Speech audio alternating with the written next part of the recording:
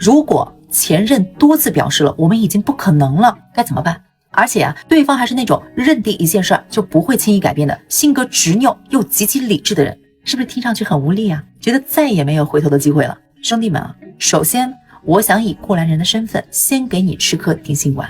这个世界上没有绝对和好不了的感情，也没有绝对固执绝情的人，更何况你们的感情基础很扎实，不是一咬牙就能断干净的关系。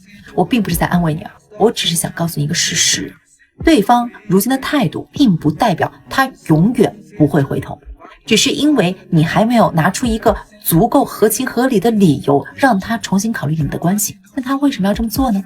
原因有2点。首先，他在保护自己，避免再次受到2次伤害。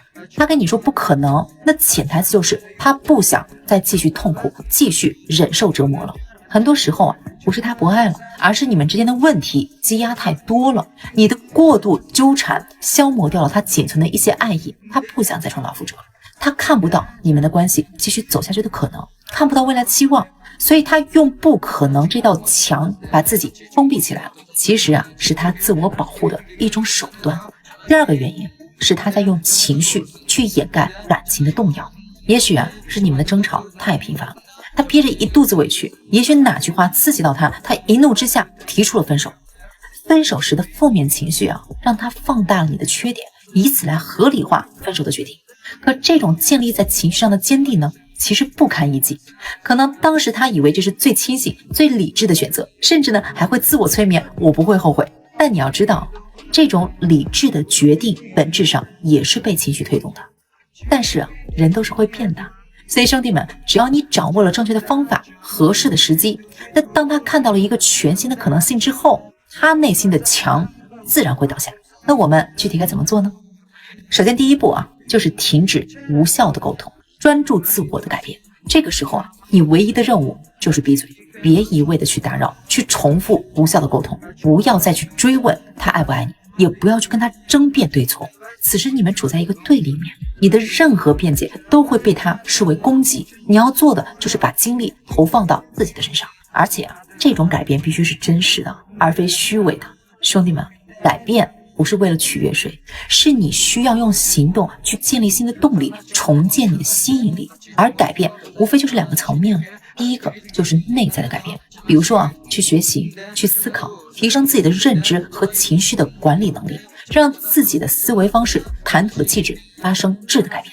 当你再一次和他接触的时候他能够感受到你不再是那个情绪化、依赖性强的人。这种内在的稳定比任何的花言巧语都具有说服力。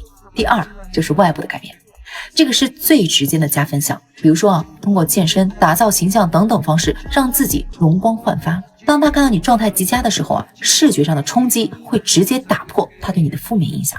兄弟们，不要担心他看不到你的变化，只要你们还在沟通，还在联系，你在思维逻辑上变得成熟，面对问题不再只依靠情绪去宣泄，你的思维提升、能力进步、情商突破等实质性的变化都会在交流中让他重新对你产生好感。想要打破僵局最核心的底层逻辑就是让他意识到你不一样了。第2步就是让他产生决策失误的怀疑。